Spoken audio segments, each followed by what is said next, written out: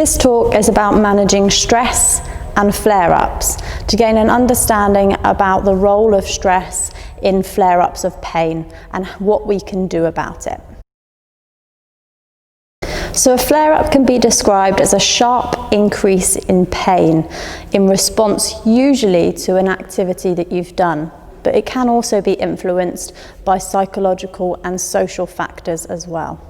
It's normal to have periods of time where our pain might be a little bit more sensitive than others. There's a wide range of things that can cause a flare-up, and everyone will be a little bit different.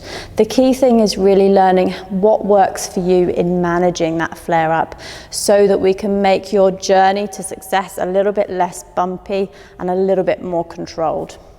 So the first thing we want to do is to try and prevent a flare-up. We can do this by planning and pacing your activities, keeping yourself active and managing stress through relaxation strategies. When you can't prevent a flare-up, what you do about that flare-up can really make a difference. So think about those pain relieving strategies, keeping yourself moving, think about your stress relief. This can make a real difference to how often you have flare-ups, how long those flare-ups last, and how severe they are. So what is stress?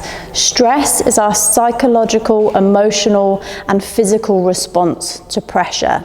Sometimes the weight of that pressure outweighs our coping mechanisms, and that's when we start to feel anxious or stressed. The physical effects of stress are numerous and are listed on the slide. Some of these might feel familiar from, for example, before you sit an exam or before a first date. A common response to stress is muscle tension, and that can limit the way that we move freely. As an example, I just want you all to move your wrist up and down. And generally speaking, most of you won't have any problems with that. It will feel quite free and easy to move and comfortable. However, if we clench our fist and try and repeat the same action, that movement becomes a lot more difficult. And that's all as a result of me tensing my muscles.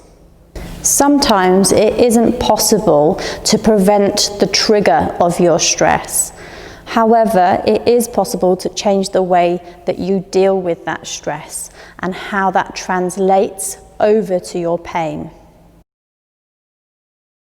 Have a short think about ways that you currently deal with stress at home. Maybe you sit and read a book, maybe you have a bath, maybe some of you like to go out and exercise.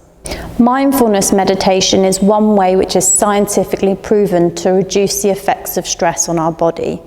And hopefully you've had some practice of that using Headspace over the last couple of sessions. Regularly practicing mindfulness can help bring us into the present moment, but also make us more bodily aware. Music is also a great example of something that you can do that's easily accessible from home. Listening to music that has a nice soothing tone to it and doesn't make your muscles too tense. Your choice in the genre is up to you. Exercise can also be a great tool for stress relief. Think about a type that you're going to enjoy, and that is going to be the best type for you because you're going to be willing to do it on a more regular basis.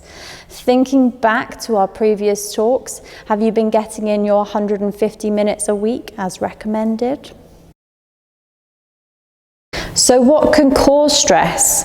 There are numerous things that can cause stress. Some of them might be work-related, family-related, finances. Perhaps you're just juggling too much at once. Because we all lead lives that can be really quite stressful at times, it's important that you're assertive to your needs and stand up for your values and what you believe in. It's a matter of balancing your values versus the importance of someone else's values in your life and making a decision based on that.